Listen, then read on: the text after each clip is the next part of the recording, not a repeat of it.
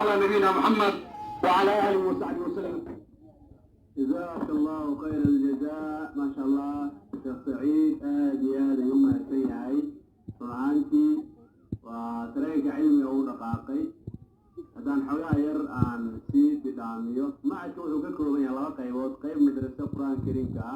يو قيب لو برت علوم الشرعية ومدى القرآن كاي بران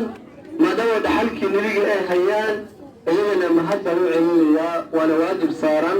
إني كشقيان وأي إلهي لا صاري رب العالمين بعدشوا لا صاري إني دينتا كشقيان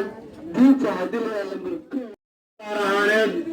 ayaanu qalbigaydu ku haynaa gaar ahaan madamacadkan siyuuti oo aad ugu horreyn aad maalgeliseen ardaydii oo aad jaa'iso siiseen ilaahay maalkiina ha idin barakeeyo ilaahay tabaaraka wa tacaala ha idin barakeeyo waxaad bixiseen maalkiina maal barakeysa allah ka dhigo aafaadka wareegayna allah idinka dhowro ilaahayna tabaaraka wa tacaala ha idin barakeeyo shirkadaha kale waxaan rajaynayaa inay ku tartami doonaan beryahan dambe waxaa soo baxay shirkaduhu inay tiimamku badeed sameeyaan oo yaa tiimkaasi heel buu shirkadaas u ciyaaraa laakiin insha allah waxay noqon doontaa shirkaduhu inay ku tartamaan madaarista qur-aanka iyo goobaha cilmiga iyo khayrka insha allahu tacaala taana calanka maanta waxaa u sida amal jazaakum allahu khayr aljazaa maasha allah qaybtaasi halkaasaan kaga gudbaynaa insha allahu tacaala waxaan soo gaarnay qaybtii waalidiinta waxaan u yeeri doonaa insha allahu tacaala waalidiinta mid ka mid ah cabdi mawliid cilmi nabadoon cabdi mawliid cilmi insha allahu tacaala si uu kelmad noogu jeediyo nabadoona soo dhowow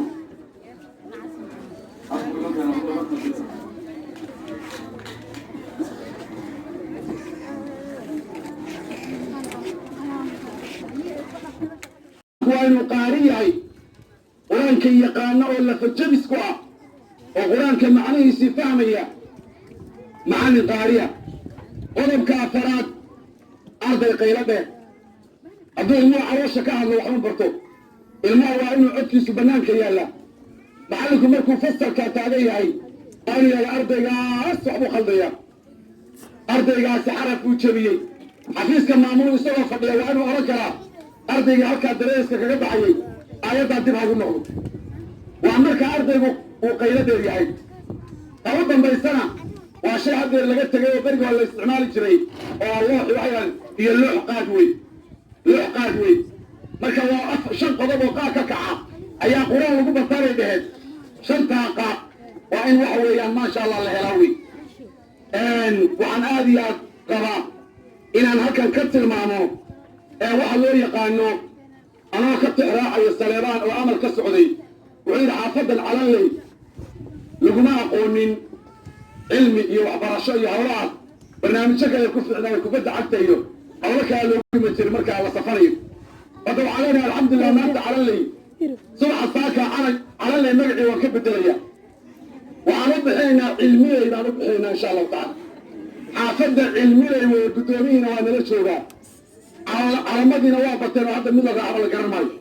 maadaama calamadiina ay bateen xaafadda cilmiley bayna u bixaynaa